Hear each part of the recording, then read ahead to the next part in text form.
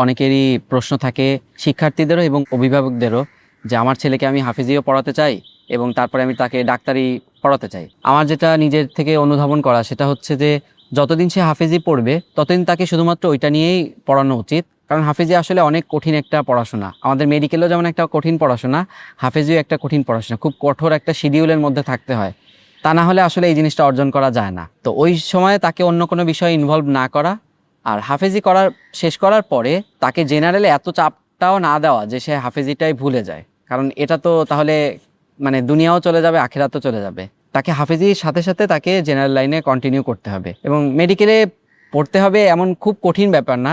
স্বাভাবিকভাবে পড়াশোনা করে যেভাবে আমরা মানে মেডিকেলে পড়ার জন্য কী কী পড়তে হবে এই বিষয়গুলো জেনে নিয়ে সে যদি ওইগুলো আস্তে আস্তে পড়া শুরু করে তাহলে সে খুব ইজিলি মেডিকেলে চান্স পেতে পারে। যখন হিফস পড়বে, হিফস পড়ার সময় অন্য কোনো পড়া তার মাঝে ইন্টারফেয়ার না করা, হিফসটাই আগে ভালোভাবে কমপ্লিট করে নেওয়া এবং তৎপরবর্তী যেই কাজগুলো তারা করতে পারে সেটা হচ্ছে যে যার যেরকম ইচ্ছা, কারো যদি মেডিকেলে ইচ্ছা থাকে তার সায়েন্স লাইনে তার পড়াশোনা করার ক্ষেত্রে একটা মানসিকতা গড়ে তুলতে হবে। এবং তার পাশাপাশি আমি মনে করি যে পরিবারের একটা সাপোর্ট আসলে দরকার, পরিবারের লুক আফটারও দরকার এবং নিজের যে একটা সচেতনতা সেই জিনিসটাও দরকার যে না আমি হাফিজি পড়েছি এটাও আমাকে ধরে রাখতে হবে। তার পাশাপাশি দুনিয়াতে আমি যেটা চাচ্ছি ভালো কিছু, সেটা অ্যাচিভ করার জন্য যা যা রিকোয়ারমেন্টস আছে সেগুলো আমাকে ফুলফিল করে আগাতে হবে।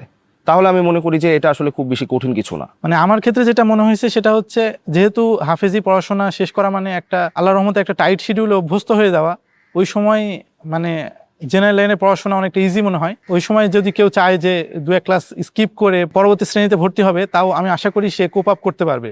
ওদের তিনজনের কথা একটু মানে সামারাইজ করে দিই। কারো বাবা মার যদি এরকম ইচ্ছা থাকে যে হেফজ শেষ করার পরে তাকে জেনারেল লাইনে পড়াশোনা করাবে, ডাক্তার পড়াবে, কয়েকটা সিস্টেমে হইতে পারে। 1 নম্বর সিস্টেম সেটা হচ্ছে সে হেফজ শেষ করবে, তারপর ক্লাস 4 বা 5 ভর্তি হবে, এরপরে সে কন্টিনিউ করবে। আরেকটা হইতে পারে সে ছোটবেলা 1 বা 2 পর্যন্ত পড়ছে, এরপরে হেফজ শেষ করার পরে সে হচ্ছে 5 পড়লো বা মাঝখানে 5 পরীক্ষা এখন আর নাই, আমাদের সময় ছিল, তো এরপরে সে 6-7 থেকে তারপরে কন্টিনিউ করবে।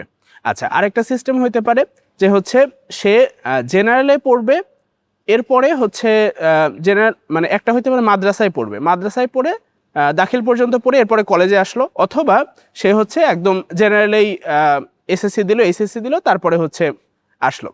তো অনেকগুলো সিস্টেম হইতে পারে, যেই সিস্টেমে যেই ছেলেটা সুইটেবল সে সেটা কপ আপ করতে পারে। এই ক্ষেত্রে যদি কেউ মাদ্রাসায় পড়াশোনা করে দাখিল পর্যন্ত, তাহলে আমার মনে হয় সে যে হেফজটা পড়ে আসছে এরপরে মাদ্রাসায় থাকার কারণে তার মধ্যে সেই অনুভূতিটা জাগ্রত হবে যে হ্যাঁ আমি হেফজ শেষ করছি, আমাকে এটা ধরে রাখতে হবে। তো এই জন্য আমি এই জিনিসটা সাজেস্ট করি যে অন্তত দাখিল পর্যন্ত কেউ যেন মাদ্রাসায় পড়াশোনা করে হেফজ শেষ করার পরে।